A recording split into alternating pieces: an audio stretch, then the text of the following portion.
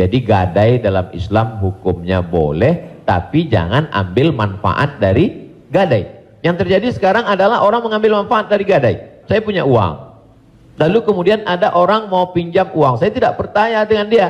Ustadz pinjam uang 100 juta, saya nggak percaya. Kalau Ustadz nggak percaya, nih sawah saya 1 hektar. Ketika dia kasih sawahnya ke saya, maka sawah itu cukup sebagai jaminan. Tapi yang dilakukan orang sekarang adalah sawah itu dia tanam padi, dia ambil hasilnya. Hasilnya itu riba. Maka sekarang orang kaya makin kaya, yang miskin makin miskin. Bagaimana dia mau bisa menebus uangnya, orang sawah dia dipakai terus dan uangnya diambil. Maka yang punya uang makin kaya, yang minjam makin miskin. Padahal dalam Islam mestinya cukup suratnya saja dipegang. Kamu kalau mau garap sawah ini garaplah, nanti bayar hutangmu. Itu akhlak dalam Islam. Akhlak itu yang dihilangkan oleh riba. Bagaimana hukumnya gade sawah atau kendaraan? Boleh. Orang menggandekan sawah boleh, menggandekan mobil juga boleh, asalkan caranya benar. Nggak ada riba menggandekan sawah, nggak ada riba menggandekan mobil. Yang menjadi riba adalah cara pembayarannya.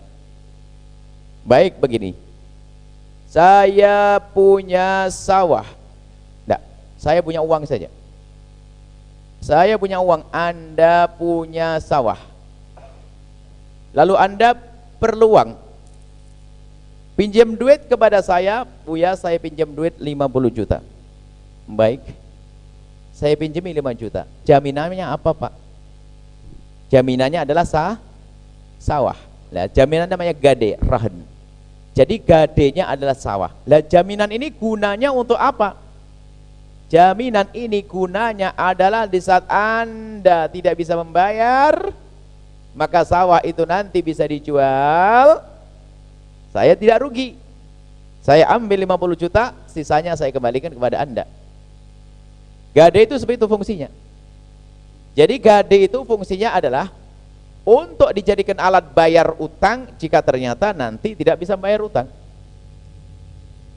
Sampai di situ. Kemudian yang salah itu bukan di sini, bukan dalam masalah gadenya. Yang salah begini, saya yang minjamkan duit kepada Anda, gadenya adalah sawah. Yang dimaksud gade sawah itu sertifikatnya. Nanti bisa saya jual. Jualnya pun harus kesepakatan dengan Anda. Misalnya harganya 150, ya saya jual 150. Dan saya hanya boleh ngambil berapa? 50. Sebab dalam utang piutang nggak boleh kita nyiksa orang. Karena nilainya tolong menolong di dalamnya. Baik. Yang nggak boleh ini yang sering terjadi di kampung. Bagaimana? Saya minjemin duit kepada Anda 50 juta. Gadenya sawah, sudah begitu apa? Sawahnya saya yang garap, berarti saya bikin Anda nyungsep. Haram. Saya tidak berhak mendapatkan itu. Kullu qardin jarra naf'an, semua pinjam meminjam yang ada tambahan di saat mengembalikan adalah riba. Semua pinjam meminjam yang kembalinya adalah dengan tambahan riba, biarpun tambahannya adalah tidak besar nilainya. Bahkan begini, kalau saya minjamkan duit kepada Anda 1 juta, lalu Anda kembalikan kepada saya juga 1 juta plus pijetnya itu riba, dosa, neraka. Apalagi 1%, 0,5% sama riba, haram, dosa. Jadi semua peminjaman yang kembalinya riba, kembalinya keuntungan kepada yang meminjamkan itu riba. Saya minjamkan uang kepada Anda 50 juta, gadenya sawah itu ada jaminan. Saya tidak boleh mengambil keuntungan dari sawah itu. Saya kerjakan juga tidak boleh. Kalaupun boleh saya garap, hitungannya adalah untuk cicilan utang Anda. Misalnya tahun ini saya garap sawah keluar 5 juta, kepotong 5 juta. Sekarang ini tambah nyuksep orang yang melarat ini. Yang kaya tambah kaya, masuk neraka juga. Sudah saya minjemin duit 500 juta, 550 juta, Anda nggak bisa bayar-bayar. Kenapa? Wong sawahnya saya pakai. Nah, nggak boleh, haram hukumnya. Karena apa? Keuntungan kembali kepada saya minjemkan. Mungkin ada yang berkata, loh tapi kan saya pengen beruntung. Kalau untung jangan masalah pinjam-pinjam, bisnis dong, dagang nanti kalau salah keuntungan. Sama mobil juga demikian. Ini mobil, saya punya duit, Anda pinjam uang kepada saya, gadenya mana? Mobil. mobil sedan Anda, mobil Kijang Innova, saya pinjam 50, Anda pinjam 50 juta, gadenya mana? Mobil, sertifikatnya saya ambil, mobilnya diletakkan di Anda boleh, kalau saya percaya kepada Anda, mobil boleh diletakkan di saya, tapi saya tetap tidak boleh pakai, hanya saya simpan, atau boleh dititipkan di orang ketiga, karena mungkin kita sama-sama tidak kenal, cuman saya pengen nolong Anda, 50 juta, mana mobilnya?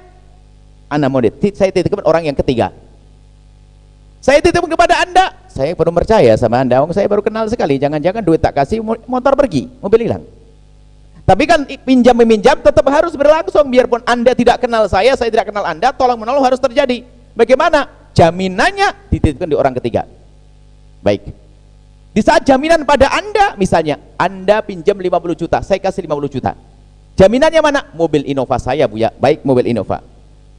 Lalu saya berkata, mobil Innova boleh diletakkan di rumahmu. Lah, baru yang punya mobil boleh pakai dengan catatan. Yang punya mobil boleh pakai dengan catatan satu, atas izin saya. Yang kedua, nilainya nggak bakal berkurang gara-gara dipakai. Atas izin saya. Tapi saya yang minjemin duit nggak boleh. Mobilnya sini, saya pakai rang-reng. Nggak boleh, haram saya menggunakan mobil Anda. Kenapa? Saya yang minjemi. Kenapa? Saya naik mobil Anda itu ada nilainya. Kalau disewakan sehari berapa? Coba, ayo. Ini hati-hati. Ini kebanyakan di kampung-kampung masalah menggadaikan sawah, orang melarat tambah nyungsep karena sawahnya digarap sama si kaya yang minjemin duit. Wah, ini neraka. Perlu dibenahi. Ini banyak. Kita pernah dapat pertanyaan itu bukan dari Jawa, tapi dari Sumatera sana. Semoga di Jawa tidak ada. Cuma tak tahunya suatu ketika saya bilang, oh di Jawa banyak juga.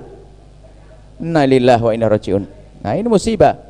Perlu kita kesadaran dalam hal tolong menolong. Hidup ini bukan untuk peras memeras. Hidup ini dalam irama tolong menolong. Baik, ingat, kalau Anda memang pengen menggarap sawah tersebut, akadnya sewa. Ya, akadnya sewa. Saya yang minjemin duit kepada Anda, ini saya sempurnakan karena banyak kejadian nih. Saya minjemin duit kepada Anda 50 juta.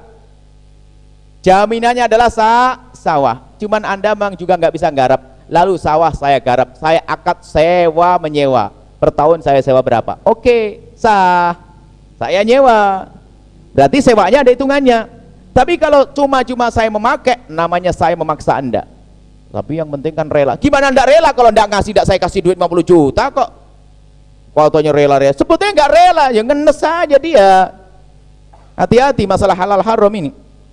Mungkin ini yang ditanyakan tadi. Cuman dia tidak bertanya. Kalau gade adalah sah. Gade adalah boleh-boleh saja, akan tapi cara bayarannya itu yang perlu diperhatikan.